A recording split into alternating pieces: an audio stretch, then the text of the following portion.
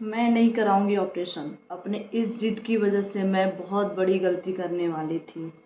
इस वजह से मेरे हाथ जोड़ के आप लोग से रिक्वेस्ट है, आप लोग भी प्लीज़ ऐसी गलती मत करिएगा। मैं जिसको मैं काफ़ी मन्नत से, काफ़ी स्ट्रगल करके मैं जिसे पाई हूँ, मैं छोटी सी गलती की वजह से उसे खो देने वाली थी। ऐसा मेरे मेरे साथ हुआ था। हुआ ये था कि मैं सोच रही थी शायद नॉर्मल में हो जाए, नॉर्मल में हो जाए, और डॉक्टर ने मुझे पहले बोल दिया था कि ऐसा कुछ नहीं होगा। और वो जैसे उन्होंने बाहर निकाला, बाबू ने मेरे तुरंत पॉटी कर दिया। अगर वो पेट के अंदर करती होती तो फिर पूरा अंदर उसके मुंह में चला गया होता, और उस चीज़ की वजह से एनआईसीयू में रखना पड़ता, और दुनिया भर की चीज़ें। और डॉक्टर भी बोली थी कि फिर हम भी कुछ नहीं कर सकते थे, क्योंकि जो मेरी डॉक्टर थी वो मेरी गारंटी ले रही थी, बच्चे के डॉक्टर कोई और थे। Hello everyone, good morning. कैसे हो आप सब? आई होप कि आप सब लोग ठीक हो गए। बज रहे हैं सुबह के 11:30। तो मैं सारा काम वाम करके हो गई हूँ फ्री, और अपने बाबू को मैं सुला चुकी हूँ। तो जैसा कि मैं आप लोग को बता दूँ कि मैंने कल एक अपना शॉर्ट वीडियो डाला था, जिसमें मैंने यूट्यूब पे मैं काफ़ी जैसे सर्च कर रही थी ना, ऑपरेशन से रिलेटेड कई वीडियो लोगों ने सर्च कर डाली, और ऑपरेशन को उन्होंने पूरा जैसे बोलते हैं भौकाल सा बना रखा है। ऑपरेशन ऑपरेशन जैसे लग रहा है मेरे सामने वाले की जान जा रही हो, ऑपरेशन नहीं कराना है। हाँ ठीक है, कोशिश पूरी करनी चाहिए कि मतलब नॉर्मल डिलीवरी हो जाए, बट ऑपरेशन बहुत बड़ी चीज़ नहीं है, बहुत डरने वाली बात नहीं है।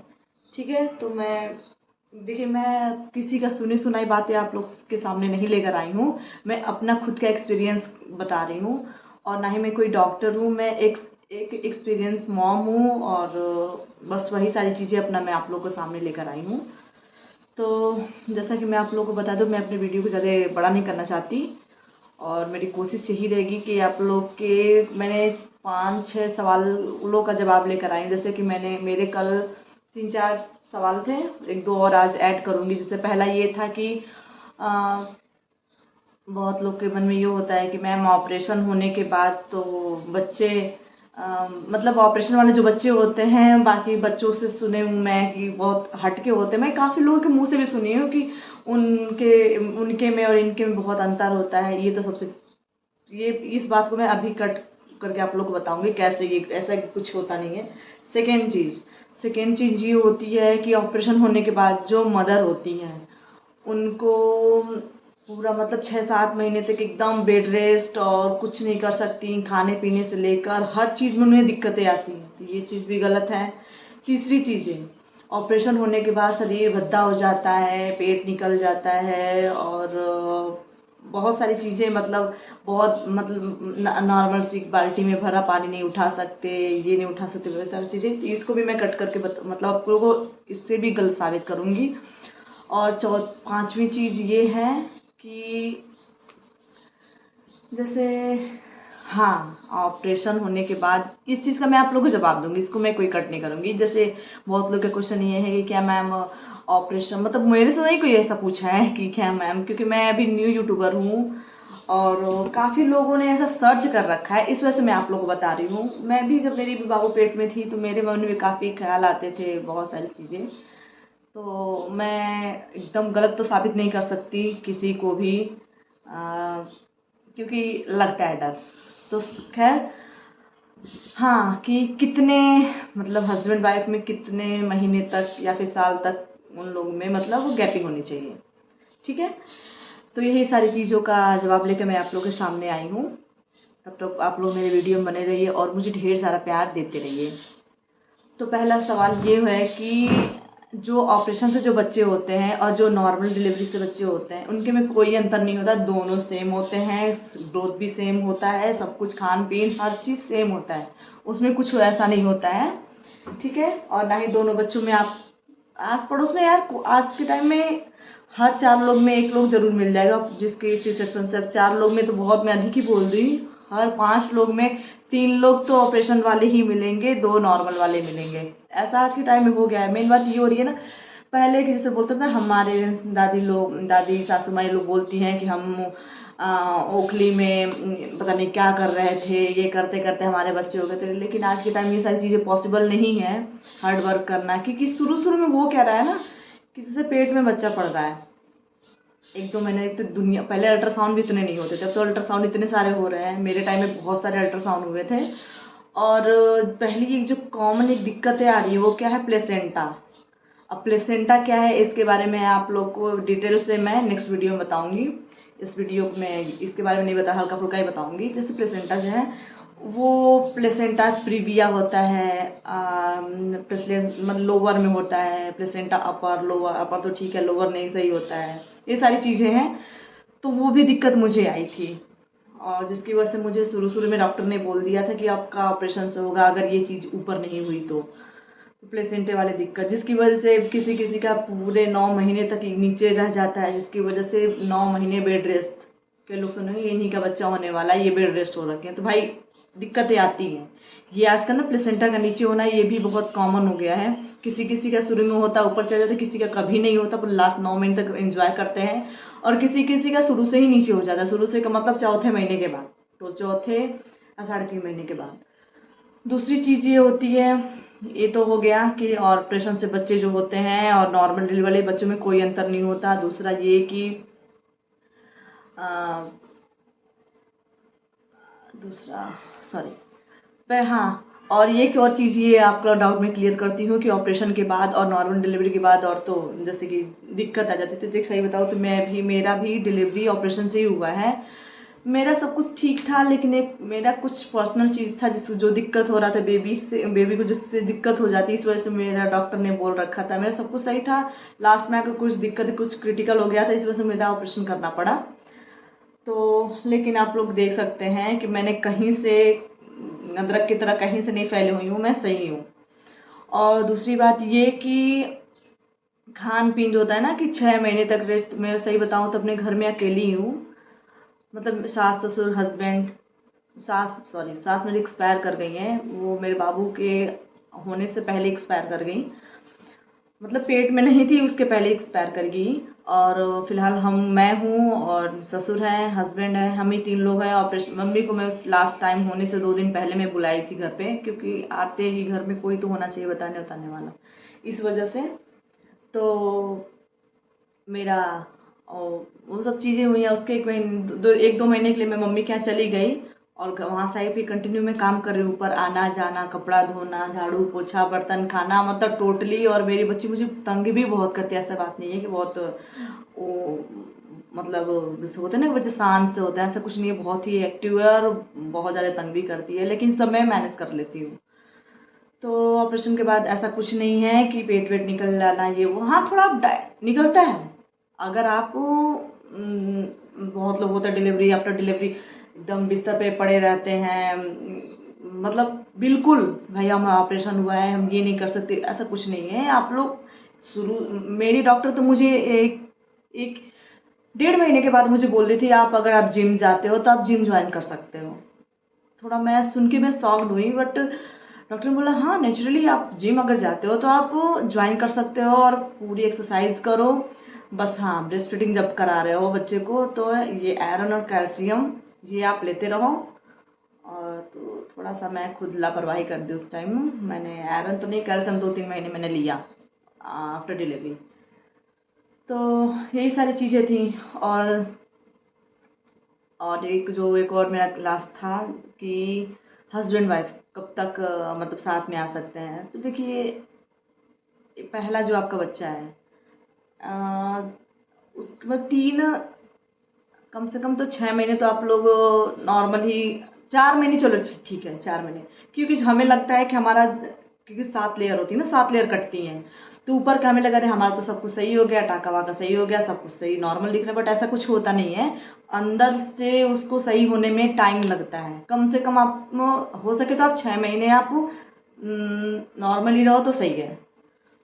और सेकेंड बेबी का भी बहुत लोग हाँ हो जाता है, बाई चांस हो जाता है किसी सेकेंड बेबी यार अगर ना ऑपरेशन से हो तो कम से कम 1.5 साल की गैपिंग रखो, क्योंकि बच्चे को तो दिक्कत ही होगी, दूसरी बात बच्चे से ज़्यादा दिक्कत आपको होगी, इस वजह से खुशी तो हो जाती कि चलो तुरंत बच्चा एक पल रहा है, दूसरे को मैं कर लेती हूँ, दोनों साथ साथ में बड़े हो जाएंगे। सुनने में सही लगता है, लेकिन जब वो चीज़ें सामने आती हैं तो वो हैंडल करना बहुत मुश्किल हो जाता है। मैं भी शुरू शुरू में ये सोचती थी कि एक मेरी फ्रेंड थी जिसका मतलब हो गया, उसके लड़के के उसका लड़का हुआ था, उसके लड़का के होने एक साल मतलब कंप्लीट होते ही नेक्स्ट मंथ में उसने कंसीव कर लिया और उसकी एक बेबी हुई है, बेबी गर्ल हुई है। बट अब वो जानती है बच्चे को मतलब ज़बरदस्ती उसके ब्रेस्ट फीडिंग छुड़ानी पड़ी, क्योंकि अब सेकेंड बेबी को भी पिलाना है और पेट में बच्चा है तो फिर वो सारी चीज़ें नहीं मिल सकती। सो वो सारी भी चीज़ें होती है। डॉक्टर वैसे नॉर्मली बोलते हैं कि आप अपने बच्चे को कम से कम, आजकल तो लोग फैशन में ब्रेस्ट फीडिंग नहीं करा रहे हैं, बट 2 साल इट्स वेरी इंपॉर्टेंट, क्योंकि बच्चे के ब्रेन डेवलपमेंट के लिए और बाकी सारी चीज़ों के लिए वो बहुत ज़रूरी होता है। आजकल के बच्चे जो हैं पहले के बच्चों की तरह नहीं रह गए हैं, तो आप थोड़ा कोशिश करिए। हाँ, जो जॉब करती हैं मदर, उनको थोड़ा दिक्कत हो सकती है, बट फिर भी 1 ईयर, 2 ईयर नहीं तो भी 1 ईयर आप कम्प्लीटली आपको ब्रेस्ट फीडिंग ही अपना कराओ।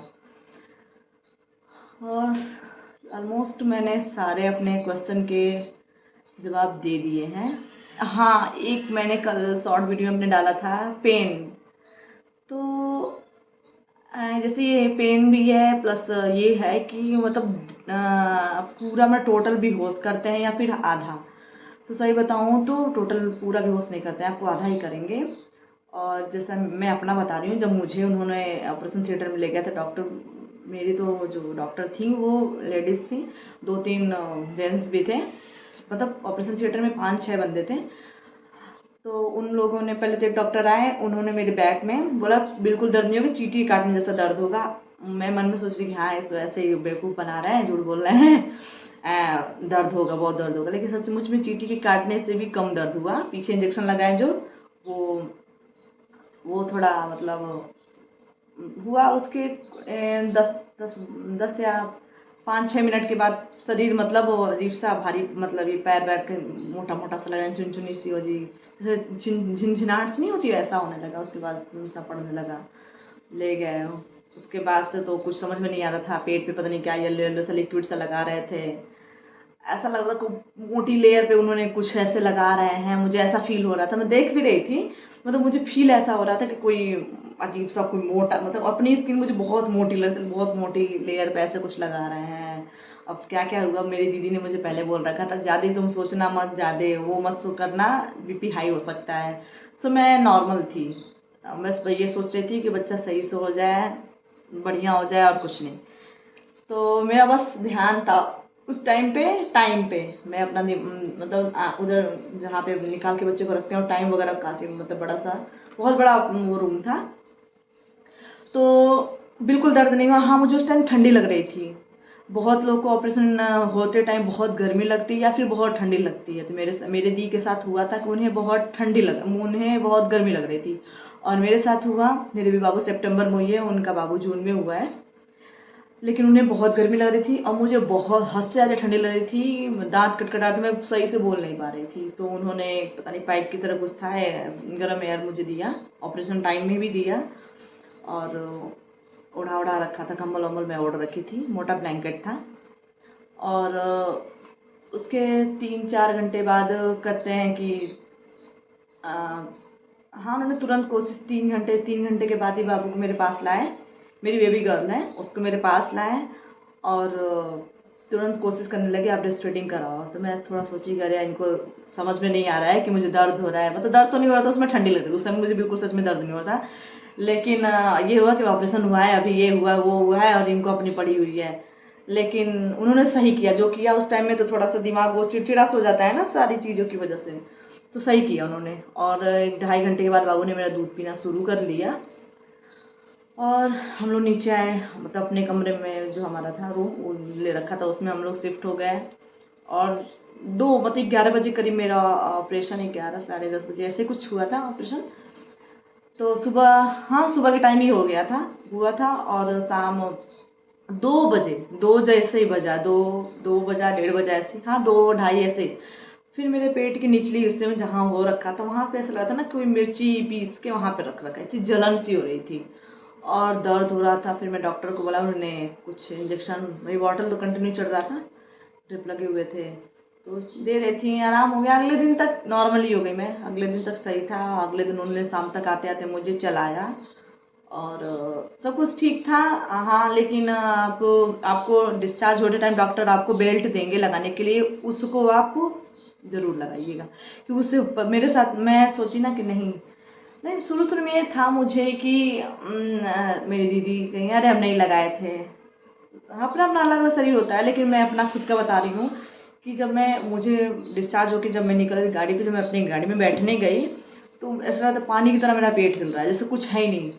भाई 9 महीने तक एक अलग सा माहौल बन जाता है, अलग सा मतलब शरीर अपने आप को वो कर लेता है। और अचानक से उस चेंजमेंट आने के बाद वो चीज़ें हो नहीं पाती हैं। तो फिर वो जब बेल्ट लगाई तो मैं नॉर्मल और सीधी सीधी भी हो गई थी। और ऐसे तो लगा था कि ऐसे ऐसे झुक के और ऐसे अपने पेट को मैं पकड़ रखी थी। और वो बेल्ट लगाने के बाद मैं सही रही, मैंने कंटिन्यू मैंने 1 महीने।